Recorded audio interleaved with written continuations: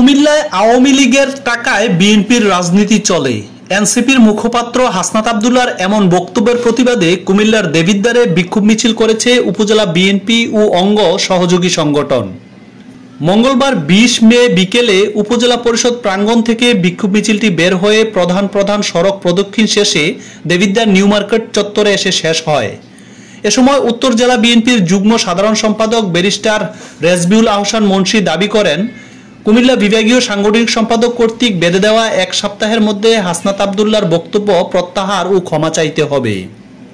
এ সময় উপস্থিত ছিলেন বিএনপি নেত্রী ফারজানা বুবলি, কুমিল্লা উত্তর জেলা মহিলা দলের সভাপতি সুফিয়া বেগম, প্রফেসর সুলতান কবির, মোহাম্মদ আবুল কালাম আজাদ, মোহাম্মদ নজরুল ইসলাম, মোহাম্মদ এনামুল হক, গুনাইদর দক্ষিণ ইউনিয়ন বিএনপির সভাপতি সাংবাদিক মাসুদ রানা, যুবদল নেতা রবিউল আওয়াল, সাইফুল সহ আরও অনেকেই।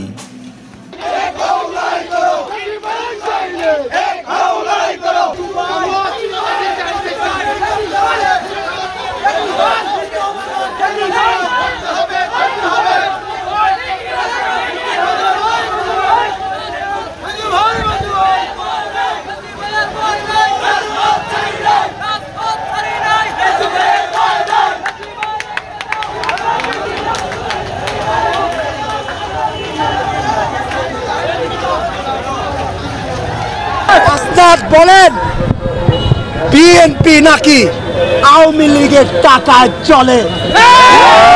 এটা স্পষ্ট রাজনৈতিক বিপক্ষতার প্রমাণ। শহীদ রাষ্ট্রপতি জিয়াউর রহমানের আদর্শের অপমান, শহীদ রাষ্ট্রপতি জিয়াউর রহমানের অপমান, দেশনেত্রী বেগম খালেদা জিয়ার আপসীনতার অপমান, জনাব তারেক রহমানের অপমান, বিএনপির প্রতি লক্ষ লক্ষ নির্যাতিত কর্মীর প্রতি অপমান। আমরা আমাদের শ্রদ্ধেয় সাংগঠনিক সম্পাদক সেলিম ভূঁইয়ার 7 দিনের আলটিমেটামের পূর্ণ সমর্থন জানাই।